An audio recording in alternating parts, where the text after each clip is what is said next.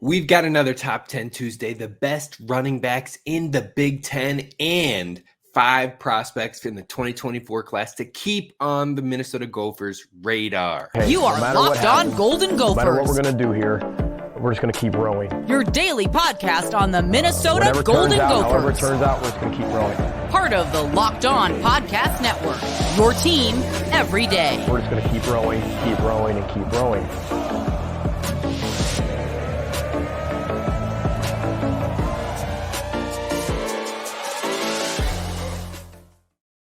You're listening to Locked On Golden Gophers, part of the Locked On Podcast Network, your team every day. My name's Kane Rob, host of the podcast, former collegiate football video coordinator and recruiting assistant.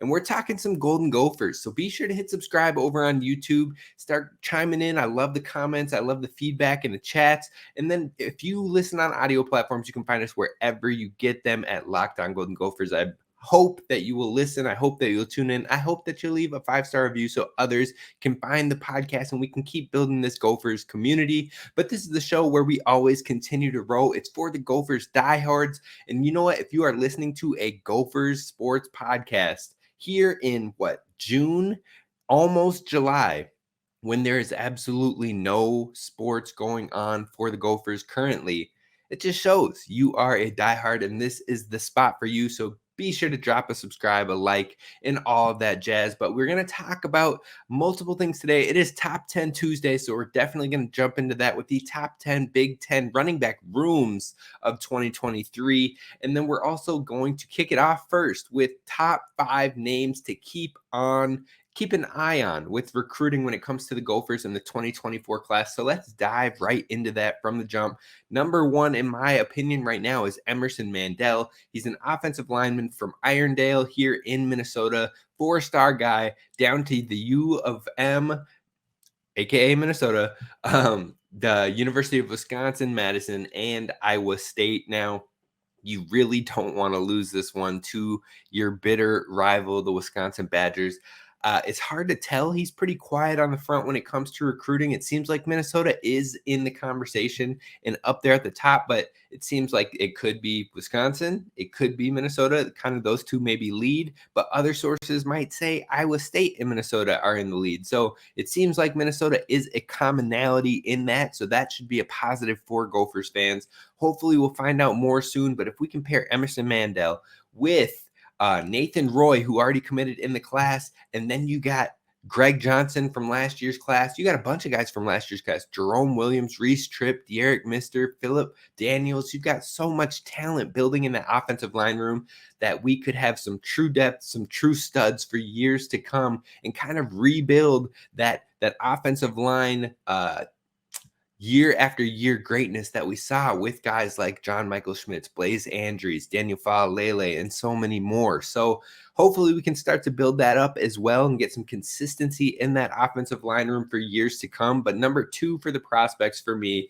to keep an eye on is Jonathan Bibbs. Jonathan Bibbs is a wide receiver from Alabama. Coach Matt Simon really likes this kid. He really likes the essence of what he brings, the potential of what he could be, the fundamentals that he has out there. He believes he could really grow into a perfect wide receiver for this program. Now, he hasn't been offered yet by the Gophers, but again, Coach Matt Simon's been impressed with him, and so he will camp in late July for the Gophers in hopes to earn an offer from Coach PJ Fleck. That would probably round out the wide receiver room for this class, and they would probably kind of hone in on just those guys moving forward. So I think Jonathan Bibbs could be the final addition in that room. Then you move on to a big name in Minnesota, and that is Wyatt Gilmore, a prized Minnesota recruit at the edge position. Now, the noise is growing. It is getting louder and louder for the Oklahoma Sooners. I believe it's probably down to the Gophers and the Sooners, and I honestly believe the noise. I think if there is any consideration, I think Minnesota is in that consideration. But if there isn't, if a decision is already made, if he's already kind of got a gut feeling, then I do think that it leans towards Oklahoma. We'll see if that's the right decision in the end. But regardless, Wyatt Gilmore is a name that the Gophers are still fully in on. Now, if Wyatt Gilmore doesn't pan out, that moves on to our number 4 prospect recruit recruit prospect, flip-flop, you got me.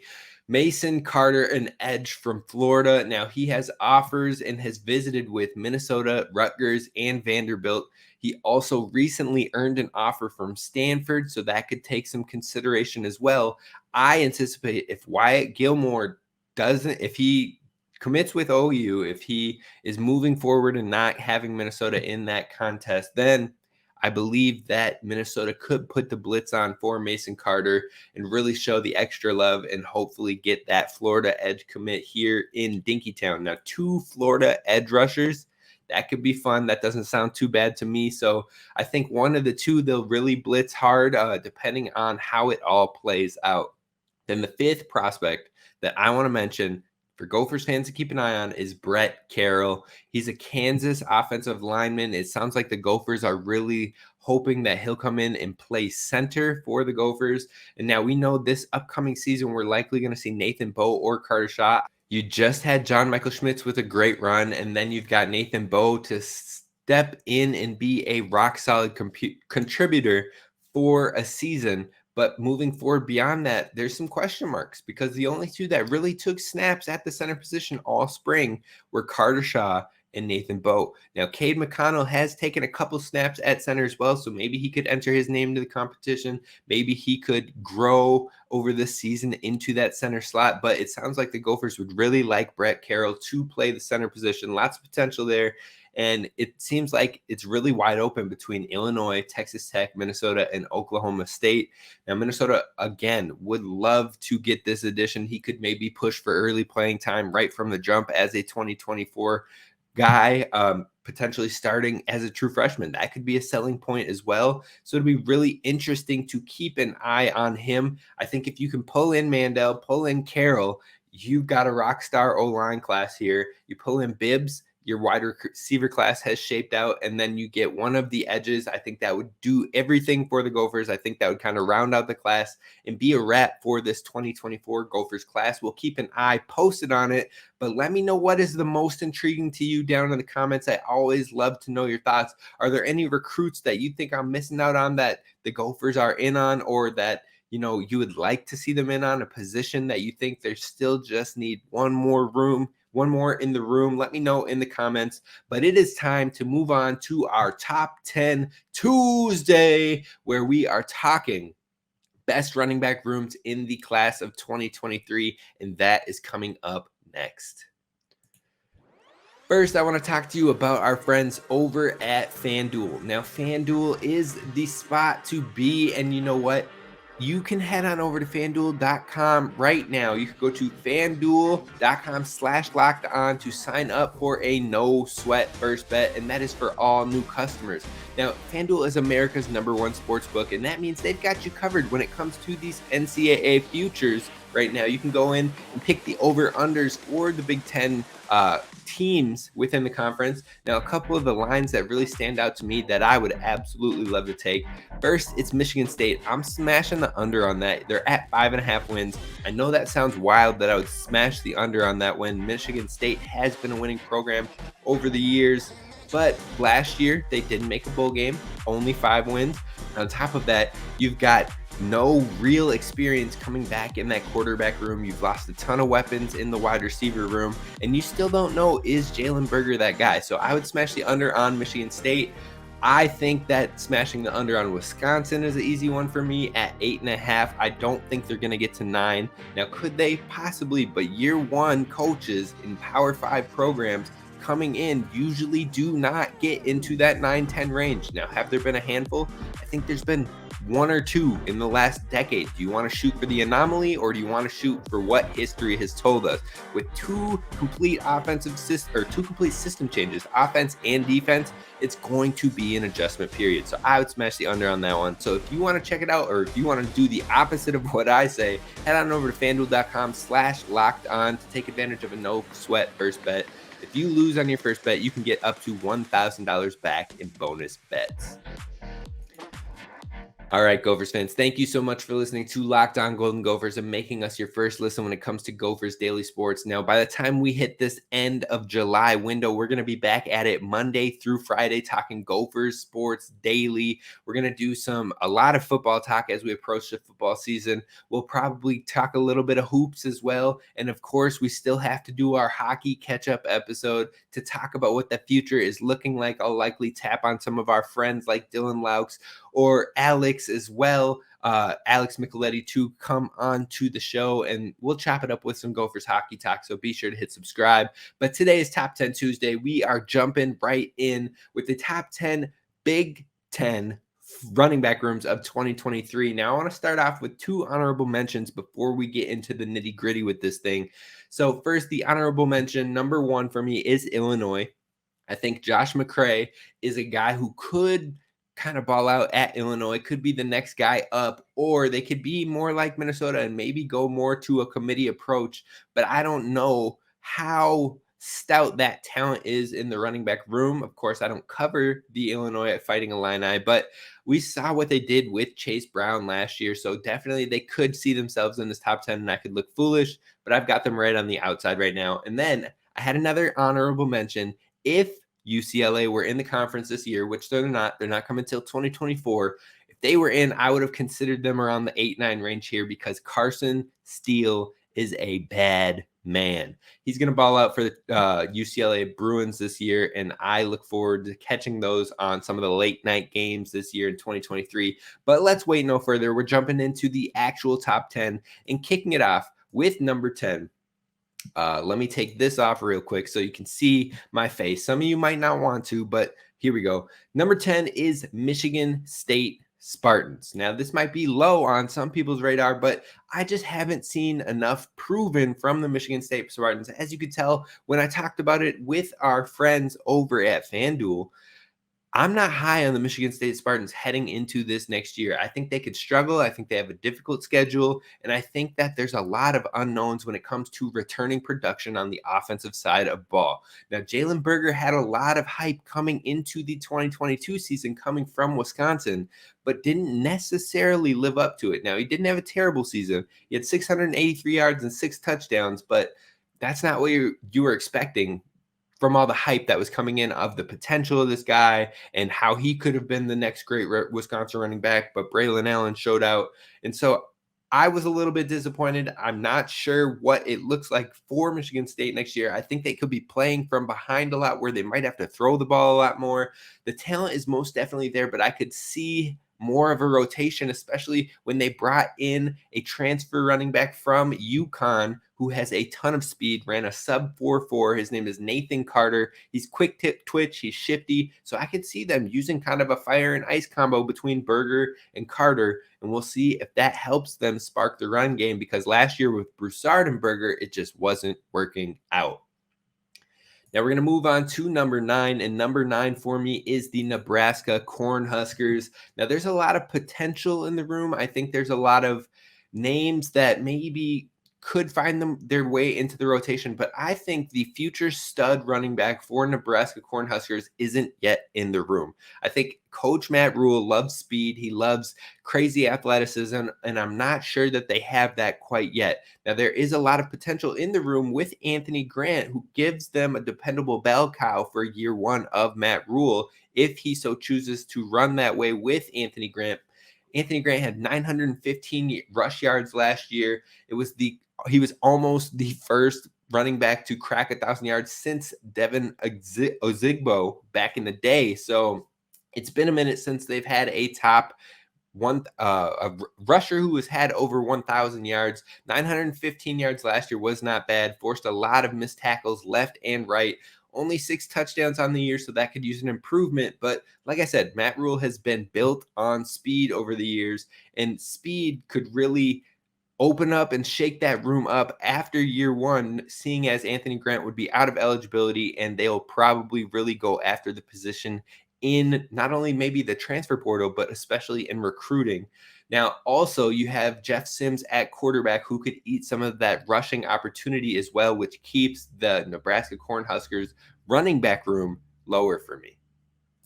Now we're moving on to number 8, and number 8 is the Iowa Hawkeyes for me. Now, I am the last person to want to compliment any Hawkeye player or any Badger player, but hear me when I say that I believe Caleb Johnson is the truth. His combination of speed, vision, and physical play style is built for success in the Big Ten. I honestly believe he could be a top 5 running back in the conference if given the opportunity and the touches. Now, the reason I can't place Iowa any higher is because I don't really believe or know enough about the other running backs in this room. Now, Williams is serviceable, but I don't think he's anybody that's putting fear into Big Ten teams. Patterson could be a guy that steps up, but time will tell on that one. Not enough proven in there for me beyond Caleb Johnson, who just got through his true freshman season, for me to put the Hawkeyes any higher than number 8.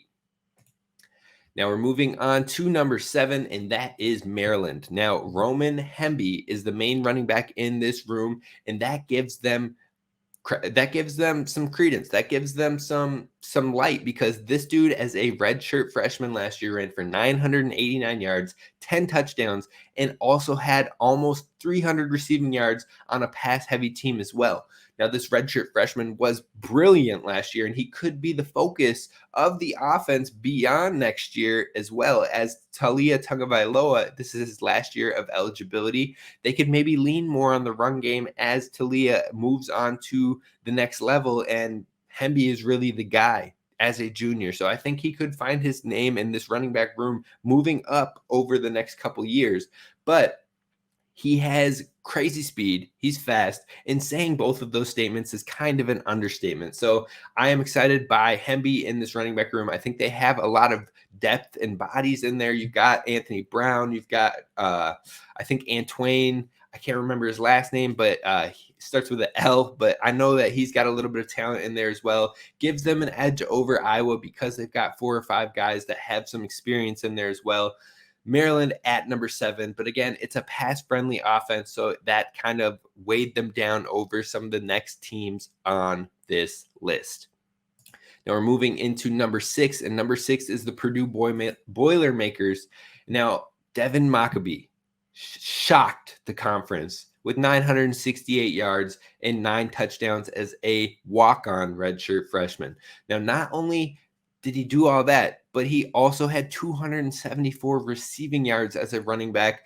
Dude was absolute highlight for them. Outside of Charlie Jones and Aiden O'Connell and the Payne Durham, that trio that was really the core of the Purdue offense, Devin Mockabee was a highlight and a shining star in that offense as well. Now, those other 3 names I mentioned are all gone. So I anticipate that Mockabee is really going to be used heavily in this offense moving forward. You think about what Chase Brown did with Illinois. Well, Ryan Walters, the new coach, was just in that Illinois program. He is a defensive coordinator for Illinois who came over. So he's going to get that defense looking right. But you have to believe that he is absolutely going to want to get Mockabee involved. He gave him a scholarship, one of the first things he did when he got there. And he's got Harrell coming in as the offensive coordinator. So the Purdue is still going to try to put up some numbers on the offensive side. Now, on top of that, his ability to cut is next level. We witnessed that firsthand here in Minnesota. He put up 112 yards and a touchdown on us, and he first-handedly ensured that we lost that game. We should have messed around. We should have won, but you know what? It just didn't happen. It wasn't in the cards, and we dropped the game to Purdue. Much ado to Devin Mockabee. Now, it's not just Mockabee alone in that room, because he helped push this group past into the top 7, but the other running backs of Downing and Tracy can both hold their own as well. Downing was looked as the guy prior to a couple ding-ups and a couple injuries, and that's where Mockabee really stepped in and shown last year. But honestly, I could see this Purdue group in a contest, or at least maybe even taking the number 5 spot in this list for me, but they just got edged out. Maybe it's a little bias, but we'll talk about that coming up next. We're going to talk about the top 5 running back rooms of the Big Ten. That's coming up next. All right, Gophers fans, let's do this thing. We are talking the top 5 in our top 10 in the top 10 running back rooms of 2023. And number 5 is none other than the Minnesota Gophers. Now, like I said, Purdue could maybe edge them out for some folks, but I think Sean Tyler brings a big-time respectable experience with back-to-back 1,000 yards or more seasons in the last 2 years, plus a 9-touchdown year and a 7-touchdown year, plus 110 or more rushing or receiving yards the past 2 seasons as well, and a score in the receiving game. He's an all-around back. He's versatile, but he brings a lot of versatility, speed, and efficiency. And so Sean Tyler alone gives Minnesota some legitimacy in this running back room. But I think what really pushes them up to 5 for me is having 2 real young guys that are waiting in the wings, ready to absolutely show out. Now, Zach Evans is a redshirt freshman he is a Texas high school standout. Overall, Evans impressed in the back-to-back spring games these past 2 years now. And honestly, he was doing great work in the fall camp as well, but he got dinged up with an injury. It zapped him, and it zapped any chances of him being able to maybe contribute on a larger scale as a true freshman. Now, we did get a glimpse of him in the Northwestern game at the end and some cleanup duty, and he also broke I believe a 20-yard run for a touchdown. We saw the second gear. We saw what is there, and even Mo called him the future Minnesota great running back. The dude's got a lot of talent. We've seen it in the spring games. We saw it in the cleanup work. We saw it in fall camp. Now, as long as he can stay healthy, I think we are going to see him in tandem with Sean Tyler, and that fire and ice could be real nice. And then you've got Darius Taylor. Now, Darius Taylor brings grit. He brings force. He brings power. So I won't be shocked if he can find his way as a true freshman, a 4-star guy who is getting late pushes from Michigan and Michigan State, where he's from, on top of Wisconsin making a push for him as well. He was a highly coveted back with, I believe, over 29 offers. It might have been in the 30 offers for FBS schools. I would not be shocked to see him push for opportunity because his talent and the contrasting play style to a Zach Evans and to a Sean Tyler. Now, that trio could be really dangerous, and that doesn't even bring up Bryce Williams. I think they have 4 respectable running backs in this running back room, which is what gave them the edge for me over Purdue. It could be a little bit biased, but the future is bright for the Gophers running back room. Now, moving into the top 4, we've got number 4, Wisconsin. The Wisconsin Badgers. It felt so gross to do it, but Braylon Allen is a monster, and this is coming from a rival and Gopher fan. But the dude gets it done regardless of ding-ups, regardless of tweaks. He gets on the field, and he balls out. Now, he has struggled a little bit against Minnesota, but in back-to-back 1,200-yard plus seasons, on top of 12 touchdowns and 11 touchdowns, yet it still feels like he is underrated nationally, and that is baffling with the history of success we've seen from Wisconsin running backs. But it seems like folks don't want to put him in that same group. He's showing out, and on top of that, then you've got Ches Malusi in there as well, who also kind of goes under the radar. Lots of talent, came over from Clemson. I think overall Wisconsin's running back room is in a decent spot. It will be interesting to see how they use him in that Longo offensive system because he loves to pass the ball so much. We'll see if that ticks down or if he can fight to a 3rd straight 1,200-plus yard year. Now, moving into the top 3. The top 3, number 3 for me is Ohio State. Some might have them higher, some might have them here. But TreVeyon Henderson has the talent to be the best running back in the country. He truly does. The best running back in the country could be TreVeyon Henderson. He had Bijan Robinson level hype after year 1 when he had a 1,248-yard rushing season, 15 touchdowns on the ground, 312 yards through the air, 4 receiving touchdowns. But the injury last year hampered him all season. It was on and off, and it's why many are down on him heading into this year as far as the hype levels as opposed to the year prior. Now, I'm still high. I'm still high on the upside here, and I think that he could truly maybe help them find more balance as opposed to being so pass heavy as we saw them the past few years. Mayan Williams, also in this room, is a sure-handed number 2. He did whatever he was asked to do. In 2021, he saw over 500 rushing yards and 3 touchdowns. And then when Henderson was ailing this past season, Mayan put together an 825 yards and 14 touchdowns before also going down with injury. And that is with the 14th highest passing offense in the country. So he did show out nicely last season. On top of that, the only reason I have them below the next 2 running back rooms is due to Ohio State possibly having one of the best, if not the best, wide receiver room in the nation, which means they're probably still going to be a pass-heavy team. Then you add in Dalen Hayden, who showed some promise as a freshman late because he had 553 rushing yards and 5 touchdowns before also getting a little bit dinged up. There's a lot of potential in that Ohio State room. It's just how much will they run the ball?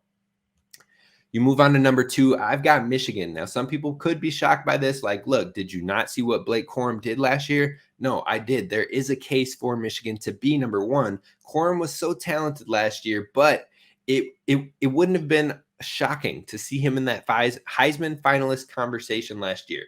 But again, he got hurt. It was a big-time injury, so we'll see what happens, how he bounces back. But you're talking about a Doak Walker finalist, Big Ten running back of the year, 1,467 rushing yards on top of 18 rushing touchdowns. The year prior, he had 952 rushing yards and 11 touchdowns as the running back 2 in the room behind Haskins. That's prior to mentioning that Donovan Edwards, who was the running back 2 last year, had 991 rushing yards and 7 rushing touchdowns. Edwards also has had 200 receiving yards over the back-to-back years as well. 2 highly praised freshman running backs coming through and waiting in the wings in Cole Cabana and Benjamin Hall. Both of them showed nicely over the spring, especially Hall. I believe Cole Cabana got a little dinged up, but both of those guys have a ton of talent in that room. They have 4 quality running backs, maybe even more. So Michigan comes in at number 2, but number 1 for me, I couldn't let them fall any lower than number 1, and that is Penn State Nittany Lions. Now, Nick Singleton, Katron Allen, and Trey Potts. 2 of the top freshman running backs from last year and one of the best duos in the nation, a great fire and ice combo, plus an experienced running back 3 that led the Minnesota room at one point prior to a strange injury. Nick Singleton rushed for 1,061 yards as a true freshman with 12 touchdowns on less touches than his partner in that backfield, Katron Allen. Katron also had 867 rush yards and 10 touchdowns. That's 22 touchdowns from that freshman running back combo last year, on top of almost 2,000 rushing yards. Now, you add those 2 together, plus you have Trey Potts, who in 2021 had 3 full games and 2 partial games. 1 partial game where he came in the late 3rd or early 4th after Mo tore his Achilles, and then also a partial game before he had the freak injury himself, which took him out of the game. So basically in 3 3/4 of a game, he ran for 552 yards and 6 touchdowns in that 2021 season. Now that, as a number 3 running back in your room, is a home run. Singleton holds the program record for 12 touchdowns as a freshman. That's a program record for Penn State, and that is some top quality guys in there. And he also joined Saquon Barkley as the only Penn State freshman to hit 1,000 yards in a season. So I'm not betting against this guy. He is a monster on the field, and his running mates as well are great too. So that's why they come in at number 1 for me. That's going to do it for us here at Locked On Golden Gophers. Let me know your thoughts below. Who was too high? Who was too low? How excited are you for this Gophers running back room? And so much more. I appreciate all the feedback, but that's going to do it for us here at Locked On Golden Gophers. This is Kane Rob signing off. I will see you later this week. I think we're going to crank out 3 shows this week, so we might have a Wednesday show. Otherwise, we might hit Thursday, Friday. We'll see how it best works out with the schedule, but we will for sure have 3 shows this week. This is Kane Rob signing off. Row the boat, Sky Go Gophers, and don't forget to subscribe.